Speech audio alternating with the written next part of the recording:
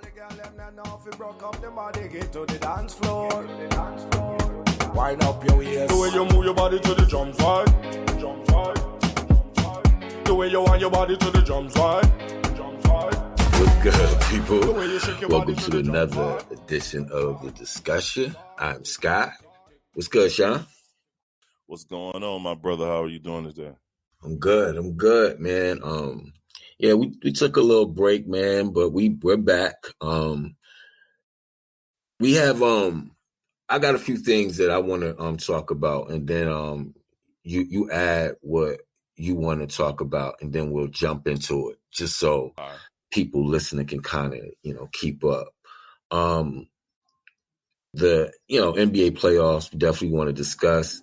Trump's blog, it was a dud. And Biden, man, I don't know how anybody else feel, but I feel like he dumping all the tough jobs on VP Harris. So, and I know you had something about a Black Lives Matter story and some other stuff that you wanted to talk about. Right. Well, I definitely want to talk. I'm probably going to change small gears. We definitely want to talk about Black Lives Matter movement and how everyone is quitting the movement. Also want to talk about Coach Mike Krzyzewski retiring and their quick pickup as soon as he retires. And let's see. I think that's really about it. We can cover it. But let's go into let's talk about Mike Krzyzewski. You see the legendary Duke coach retire. He's retiring after this year. Which is cool. I could definitely understand that. He's been coaching that team for a very long time. And you got to give it to him. The man's a legendary coach. He's, you can love or hate Duke, which a lot of people does. But for this man to have such a long tenure as the Blue Devils coach and whatnot, I think that's something. And the winningest coach. He's now listed as the winningest coach in college basketball history. Can't beat that. I think that's dope. One thing I did notice, though, his replacement, which I can't think of his name, and I'm trying to find it right now, looks just like him. like literally, not figuratively, because he's white, which to me is like, damn, y'all ain't even, did y'all try interviewing somebody black that used to run through Duke?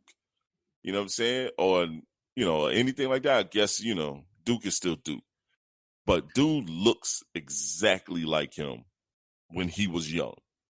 Like, literally, when Coach Krzyzewski was young, this is how this dude looks like. And I'm like, damn, did this dude just clone himself and just replace himself with a younger version of himself? You know what I mean? I don't know, man. I think a lot of these teams, just, and it is kind of bad. I don't really want to go on a race thing. But it's like, damn, dude, us to go over there, we make your team what your team is. But we don't get even an opportunity to be head coach on your team. All right, well, let me touch on heir apparent clone. Let me touch on the historical aspect first. I always bring up my age. I guess I started watching, Duke basketball when Johnny Dawkins, not Christian Laettner. What's the guy who does college basketball? Jay Bill, excuse me. And that squad, and that was the squad that put him on the map. But up until they beat UNLV, it was always like, they could get to the Final Four, but they can't get over the top. They're too soft. And then he recruited Grant Hill. And that changed everything. Like, that made it cool for, like, one of the top black players in the country to go to Duke.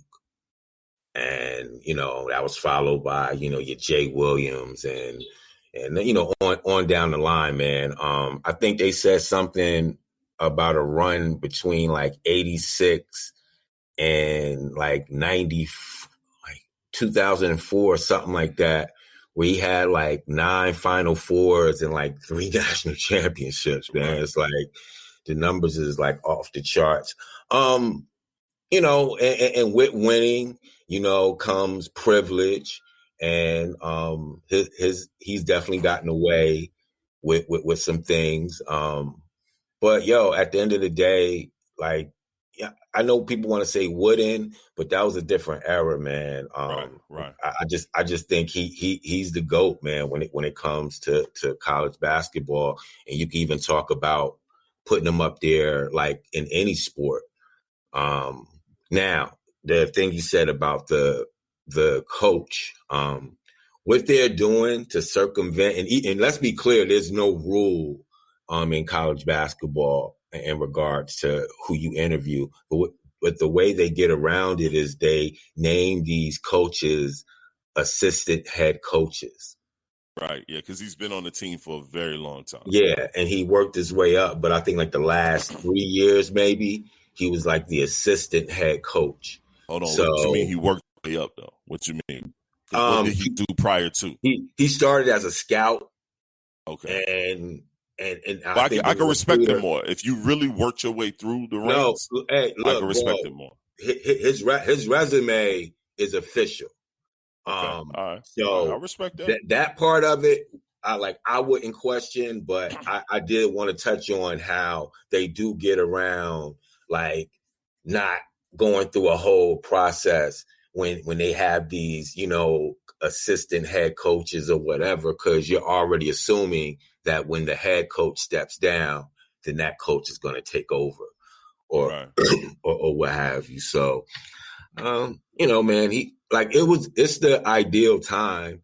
He has way less control. Like he was one of those people that was against the one and done, you know, at first. And then he had to adapt. And now with the transfer rules being different, and you can transfer within conference and play the next year, you know, he don't want to be a part. And players being able to, profit off their likeness. Plus, if he stayed, they're probably going to get sanctioned for the Zion Williamson stuff with Adidas. So, bro, like it's well documented that the family took. Now, the family took money. I don't have any problem with it. I'm just letting you know. But it's bank records, everything. I think it was like 40,000, something like that. But yep, the stepdad got to go. So this, you know, yeah, I'm here. This the ideal time, you know, for him to, you know, do his farewell tour, and they'll probably make a deal with the NCAA so that the penalties aren't too harsh. I don't think it'll be like tournament. Hey, do me a favor. What up? Because you went out for like a quick couple minutes. I double back on that Zion thing. You said that they're gonna show some penalties on Zion. I think that it's a very good chance that Duke could be sanctioned in regards to the Williamson, and I forgot the Williamson family and their actions with Adidas.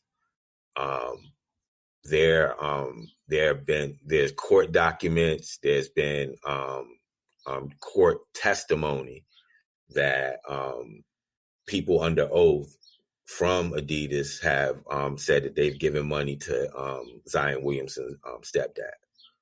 Right. So and that's it. And that, and speaking of that, that's the shit I don't like. because they did not land Zion and he went to Jordan instead of Adidas. Adidas does this all the time. They coerce these people and they give these kids money. And then when they don't sign with your ass, they out everyone. And it's like, fam, you really got what you was looking for. You got everything that you was getting. You got boosting sales during college because you guys are already being sponsored by the schools. You got everything that you're looking for. Now you're upset that Zion didn't go with you. So being that you're upset, you're like, oh shit, let's out him and let's mess up his collegiate career, which was 1 year. And and then you're going to mess up the coach because the coach possibly knew about it, because all these reps and ADs and coaches, these shoe reps, ADs and coaches, they know each other and everybody's getting a stipend. Take it from me. So when I used to play in college ball, I've watched that shit. Oh, I just let you talk because I totally agree. It was nothing other than, let's, now he going to go on and sign with Jordan. Yeah, let's go ahead on and out him and this, that, and the other. So I'm just bringing up it from a point of, Coach K. Like, I don't think the Williamson family did anything wrong. Look, man, people. But these fathers, and I didn't mean to cut you off, but these fathers and mothers, they got to do a better job of receiving money from these places. And say it again. Like, they got to do a better job of receiving money, man. Y'all, like, you haven't realized yet you need a liaison to the liaison. Like, I don't, in any interaction that's deemed to be illegal, there's never a point where I'm the main person. You're going to hand me anything direct. You're not going to hand me anything direct, and no one close around me is going to receive anything direct from you. Yeah. I got a third party to the third party that you pass that to that may or may not be working with me. I could dig that. You inboxed me this story about Black Lives Matter in St. Paul, I believe. Yep. And when I looked at it, I was surprised because I thought it was going to be another one where, it was a misappropriation of money or something like that. And, I was like, when I read it, like, I definitely was an eyebrow raiser. Because this young man stepped down because of the lack of support, in a nutshell. Mm-hmm.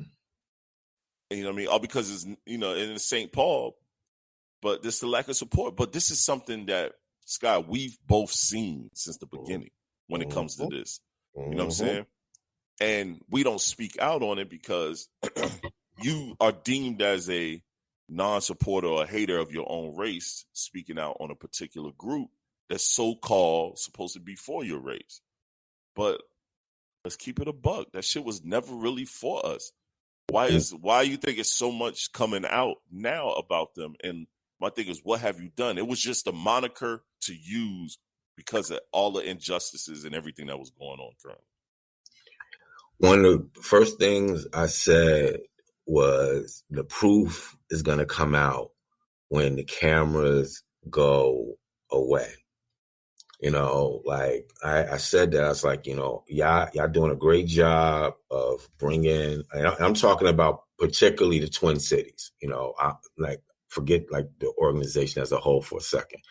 And I said, you're doing a great job of bringing notice to what's going on, and everything. But the work comes when the cameras go away, and they had a chance to fight for better education for Black kids in the St. Paul and surrounding areas. And they chose to, what was a moratorium on charter schools? Basically, like, why now? Like when Black and more minority communities are getting hip to, we can educate our own kids too. Like, right. Y'all want to take y'all kids out to so-and-so hills and this, that, and the other. Well, we could build one right in the community and educate our own kids. But the public schools, y'all remember, y'all don't. So let me just go be to it. It's an episode of The Wire. And the truant officers were chasing the kids. And dude didn't run. And he's like, you just going to stand there. He's like, man, I already did my days. And then he was like, huh? I think Cuddy was chasing him. And the other dude said, he right. As long as they do a certain amount of days during each market